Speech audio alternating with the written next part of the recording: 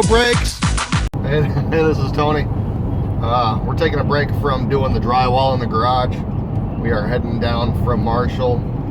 We jumped in the Tundra. We're going to Teconcha, Michigan. Once a year they have the yard sales down there with the whole town, and it turns into like a big yard sale.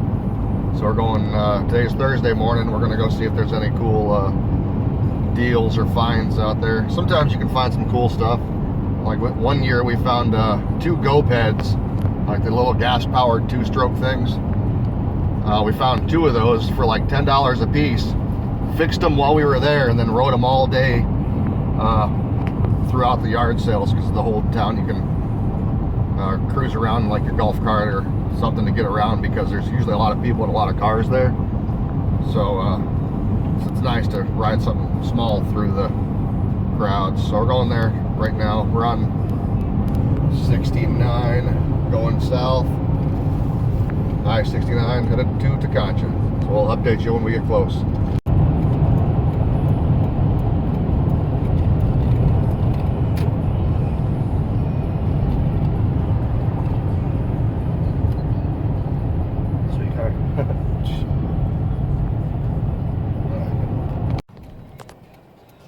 We just got into Teconcha.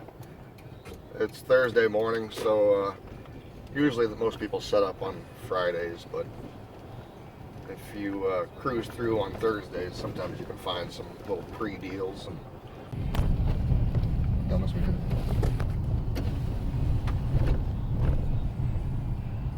See, so if you guys are missing the good stuff from the yard sales, it's probably because somebody else is going out on Thursday morning looking for the good deals, for the good stuff. Good evening. It is evening now, but I'm still having a coffee. My name is Tony, and this is a little quad that we just picked up down in Teconcha at the yard sales. Every year they have yard sales for Labor Day weekend. They start on Friday really, but some people start Thursday. I think the official day is Friday. This little Kazuma, I think it's Chinese or something of that nature. Actually the frame's not even too bad, but we paid I think 40 or 50 bucks for this thing. I think it was like 40. But I still have to clean, there's our drywall I'm pulling out of the garage. I still have to clean out the carburetor. That's all crapped up. But for 40 bucks, this is why it wouldn't start though. This little connector, manifold, I don't know what you call it, between the head and the carburetor. It was cracked. It was in 2 pieces actually. It was just broken in half. It's horrible metal, very cheap metal. I threw a couple little tack welds on there, but you know, of course you can't weld to that stuff. And a bunch of JB weld. I have another one on order, but just for the heck of it, I figured I'd spend 5 minutes to see if I could get that one to work. And I mean, for 40 bucks, it's even electric start, so I think I'll be able to get it to run. Isn't that awesome? I checked the compressor. The compression seems fine. But heck, I don't see any reason why it shouldn't really run. The engine doesn't leak anything. I put some, lubed up that brake a little bit. It was sticking. But for 40 bucks, shoot, that was a steal. Seat's in good shape. And there's the gas can for the fuel tank. Plastic, so that's good. I don't know if any of them are really metal anymore. But I'll give you an update on this, see if I can get it going. It's all ratty and stuff, so naturally I kind of liked it. For 40 bucks, I couldn't pass it up. I'll give you an update though, if I can get it going. Cool little 50. I think it's like, I don't know if that's a GY6 or not. It's a standard little Chinese style engine. Thank you for watching, and we'll update you later. So this is the little Kazuma. I think it's called a Meerkat in America.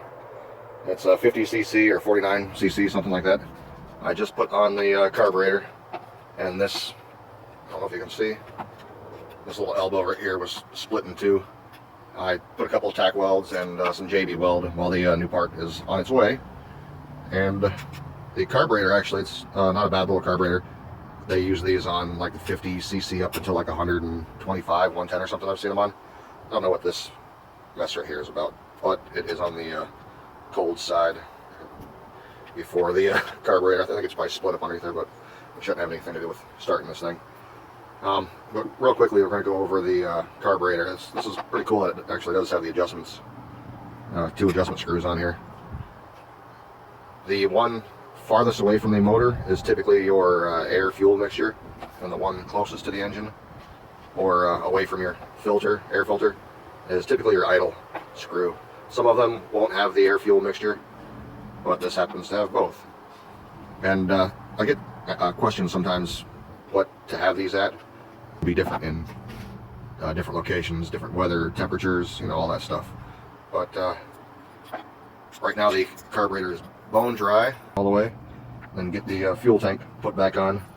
So with the air fuel screw, basically, I mean, it's a small, they're soft metals, so you don't want to over tighten anything or be hard with anything.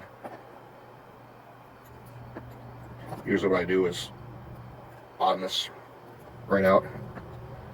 Don't turn it too hard or anything. Just go till it snugs up, and then back it out maybe a turn and a half, give or take, and that'll probably get you enough to at least get it started.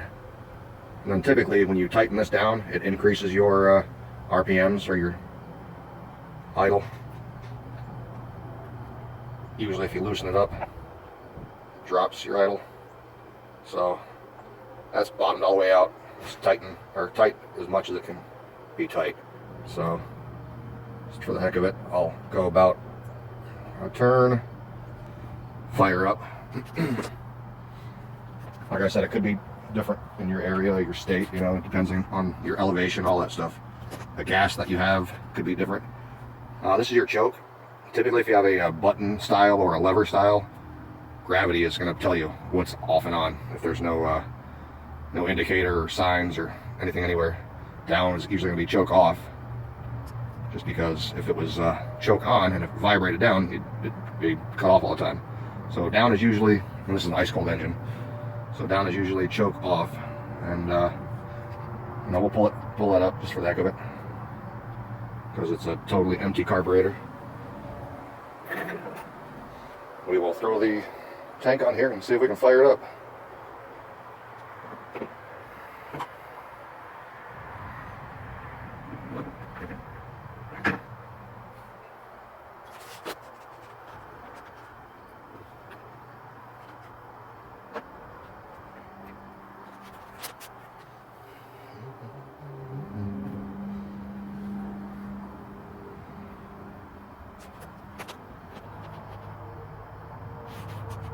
I see this vent tube is not the way to have this. Usually you want to have a little breather or filter type thing on here, or have a hose long enough. See that little hole down there? That right there is for your breather hose.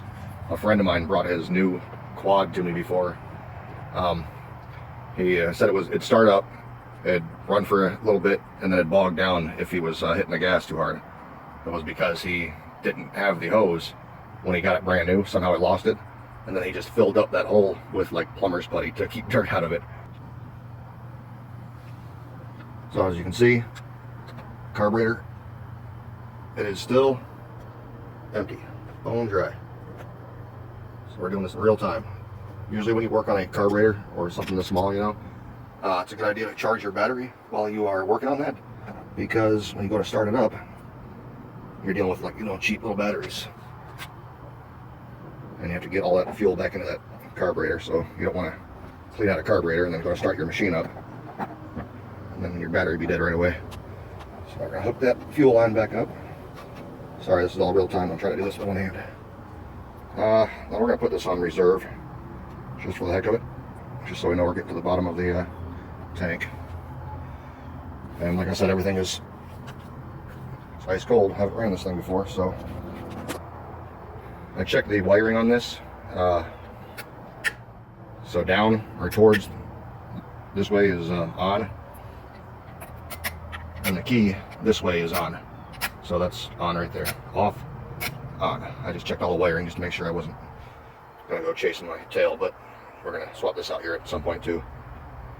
This is real time. I'm going to leave the choke on just so I don't burn that battery up.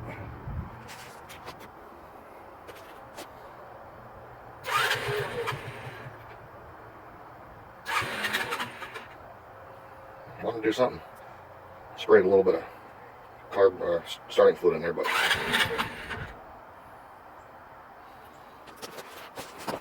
let's see.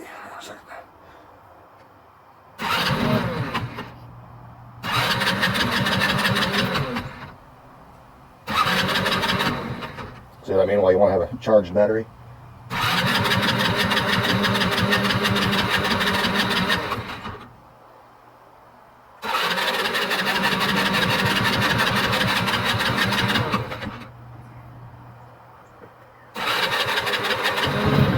Hey. Something's doing something.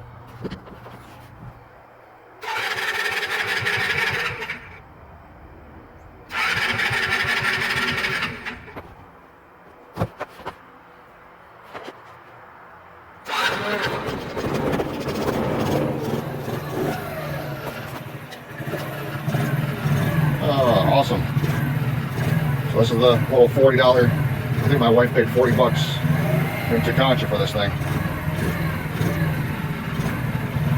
So we'll just see if we can get it warmed up a little bit, and then I'll probably have to adjust that idle screw right away and maybe lean up that air mixture screw.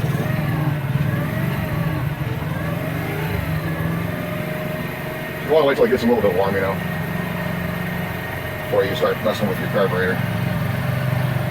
Hey, it runs smooth though. Awesome.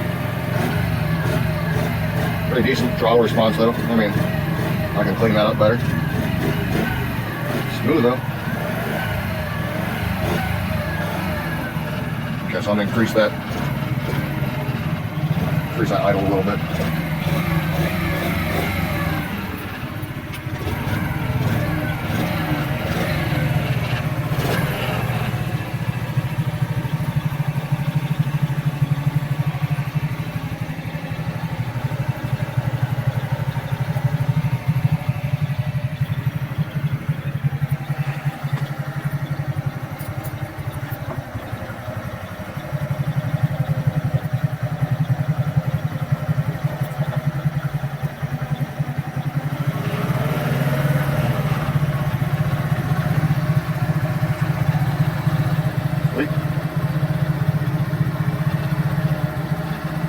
You want your idle just to where if you're going to put it in gear, it's not going to stall on you. It's not going to run off from you either. Or a little kid, you know. Mess with the air screw a little bit.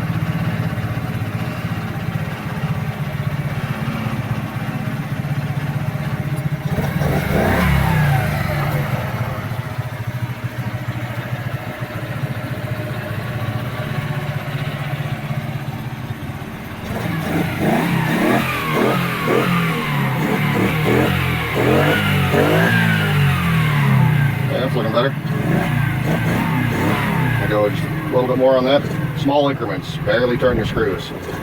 It's a small engine, small carburetor, everything. Doesn't take a whole lot.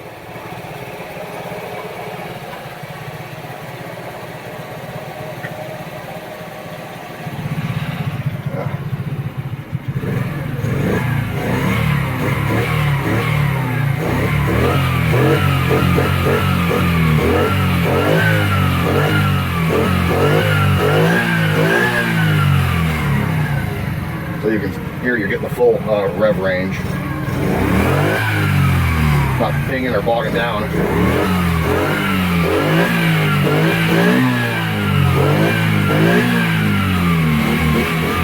Sweet. I don't have any kids small enough for this thing, but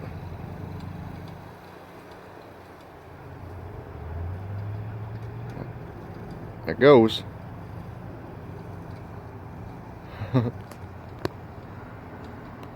Hopefully my country boy horrible video inspired one other person to maybe dig their old Chinese quad out of the woods or out of the back of the shed. Hey, it runs pretty good though. Still needs a couple things for sure, but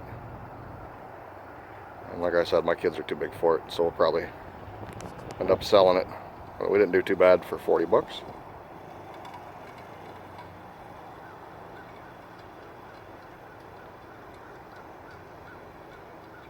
Somebody will have a lot of fun on it.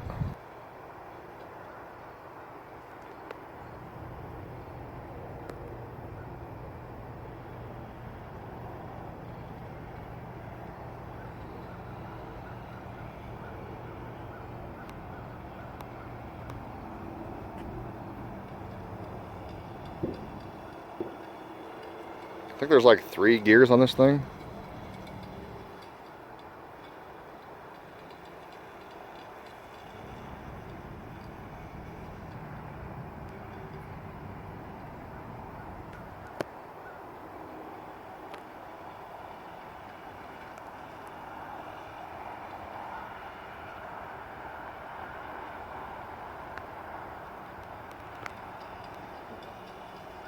She's so big for it. I think it's made for like 5-year-olds. She's pushing 12 almost.